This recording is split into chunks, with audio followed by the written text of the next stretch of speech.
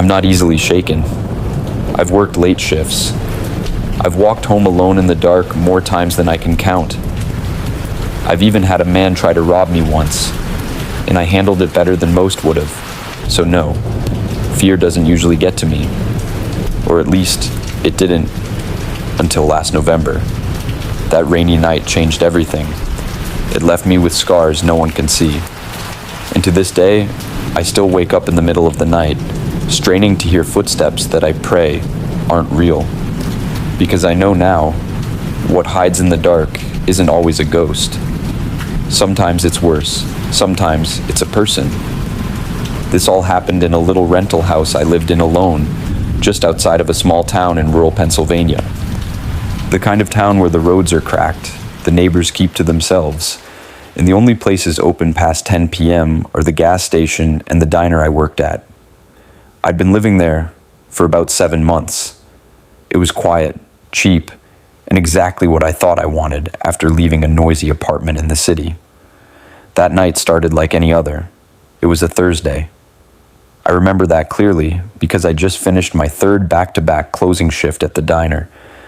The rain had been falling all day, cold, miserable sheets of it, slamming against the pavement and turning the air icy. My shoes were soaked.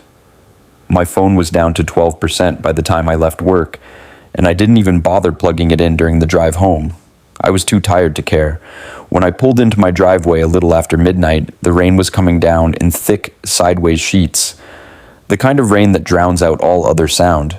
I sat in the car for a minute, headlights cutting through the storm, just catching my breath. The inside of the house looked completely dark through the windows. Even then, something about that darkness bothered me. I told myself it was just the weather. I grabbed my work bag, made a dash for the front door, and fumbled with the keys. My hands were numb from the cold. When I finally got the door open and stepped inside, the lights flickered. Not once, not twice. 3 times in quick succession before going steady. I remember thinking, great, power's gonna go out. The house smelled damp, like wet wood and old carpet. I kicked off my shoes and changed into dry clothes, then heated up a bowl of soup I'd brought home. That's when I noticed something strange. My bedroom window, the one facing the backyard, was open about an inch. I stopped dead in the hallway when I saw it. Now here's the thing. I am obsessive about locking windows and doors. I always double-check before bed. Always. I'm not the kind of person who forgets. I just stood there staring at the gap for a full minute, trying to justify it to myself. Maybe I didn't close it all the way. Maybe the storm pushed it open. I walked over, closed it tightly, and slid the latch. Still, something about it felt wrong. I shook it off and ended up dozing off on the couch with the storm still raging outside. Around 3 a.m., I woke up to what I thought was thunder, but it wasn't. It was a dull, heavy thud. It came from the back of the house. I sat there on the couch, completely still. I muted the TV and listened. At first, all I could hear was the rain pounding on the roof, but then, beneath that, I heard it again. Thud, thud, creak, like someone walking, slowly, deliberately, on hardwood floors. I grabbed my phone, battery at 6%, and checked the time, 3:06 a.m. No missed calls, no texts, just the time glowing faintly in the storm-dark room. I stood up, heart pounding, and crept toward the hallway. Each step on the old wooden floor felt like I was announcing my presence. I reached the kitchen and flipped the switch. Nothing. Power was out. I pulled open the junk drawer and grabbed my flashlight. When I clicked it on, the beam cut across the kitchen and landed on the back door. There were handprints on the glass. I stopped breathing. The prints were smeared, muddy, wet, and large. It wasn't a child. It wasn't someone brushing up against it. These were 2 full palms pressed against the glass like someone had leaned in. I couldn't move. Every instinct in me screamed to run, to hide. I forced myself to back into the hallway, keeping the flashlight pointed at the door. But as I turned, I heard it again. Creak, thud, scratch. It was coming from inside the house. Then I remembered the crawl space. There was a small square hatch inside the hallway closet that led under the house. I'd opened it once after moving in, just to see what was down there. It was cramped, filled with insulation and old tools, and I never opened it again. I didn't want to look. Every part of me resisted it, but I had to know. I slowly opened the closet door. Cold air hit me like a slap in the face.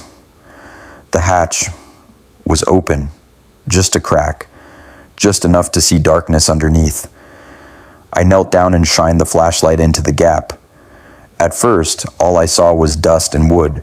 Then I saw eyes, human eyes, not glowing, not monstrous, just watching me. The flashlight beam caught them perfectly. Two wide, unblinking eyes staring back at me from under my own house. I gasped and stumbled backward. I slammed the closet door shut and locked it. I backed away, heart hammering, mouth dry. There was a person under my house. A man. He'd been watching me.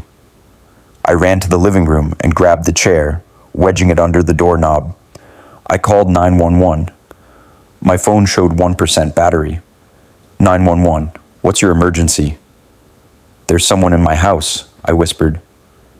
He's in the crawl space. The phone died. I sat in the dark, flashlight dimming, waiting for something to happen. Then I heard it. Scratch, scratch, scratch. He was moving. I held my breath as I heard the closet door creak open again. He was coming out. I didn't move. I didn't speak. The footsteps came down the hall. Slow, wet-sounding steps. Then, from the edge of the hallway, I heard a whisper. You left the window open. My blood went cold. I screamed and threw the flashlight. It shattered against the wall. I heard him grunt, then the sound of stumbling. And then, red and blue lights filled the windows. Police. They burst in seconds later, but the man was gone. They found the crawl space open, muddy prints leading out the back door. And deeper in the crawl space, tucked behind a wall of insulation, they found food wrappers, old clothes, a torn sleeping bag, a knife. He'd been living there for days, maybe longer. The window, he had opened it. That was his way in and out. The attic vent was loose too. That's how he was hearing me, watching me. I stayed with a friend for a while after that. I couldn't bring myself to go back, but the police kept me updated. A few days later, they caught him.